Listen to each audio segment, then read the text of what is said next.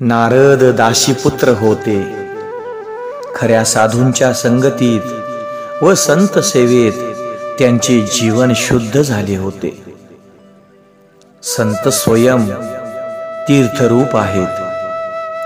पारसमणी लोखंडाचे सोने करतो, पण लोखंडाला आपल्यासारखे पारसमणी मात्र करू शकत नाही.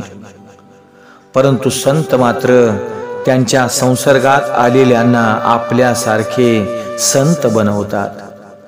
संत करे आपू समाना. देव होण्यासाठी माणूस बनविला आहे. माणसाचा देव होण्यासाठी 4 गोष्टींची आवश्यकता असते.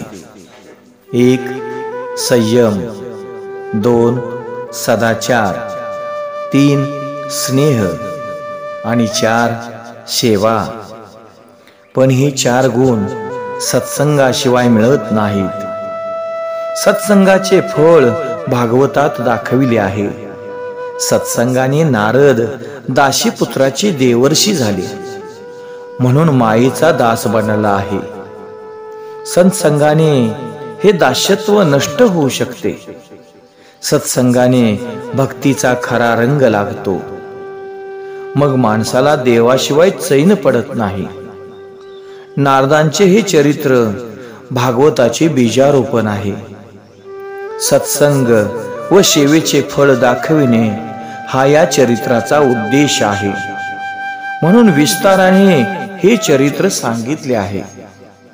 आम्ही हे पाहिले आहे की जपाशिवाय जीवन शुद्ध होत नाही.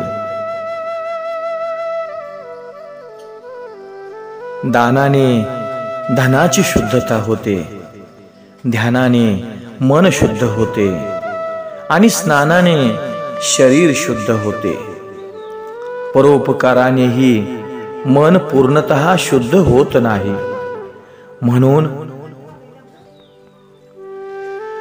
जप व ध्यान ह्यांची आवश्यकता आहे. जप करणाराची स्थिती कशी असावी? श्री ब्रह्मचैतन्य स्वामींनी म्हटले आहे की सहज सुमिरन होत है रोम रोम से राम. जपाची प्रशंसा करताना गीतेत म्हटले आहे यज्ञानाम जप यज्ञोस्मी. रामदास स्वामींनी दासबोधात म्हटले आहे की जपाने जन्म कुंडलीतील ग्रह बदलतात. नारद व्यासांना म्हणाले आता आपण असे पुराण रचा की ज्याच्या योगाने श्रोत्यांची सर्व पापे जळतील, त्यांच्या हृदयाला पाजर फुटेल. आतापर्यंत आपण ज्ञानप्रधान पुराणे रचली, पण आता प्रेमप्रधान पुराण रचा. आपण असे पुराण रचा की जेणेकरून सर्वांच्या हृदयात कृष्ण प्रेम जागृत होईल. जय जय राम कृष्ण हरी.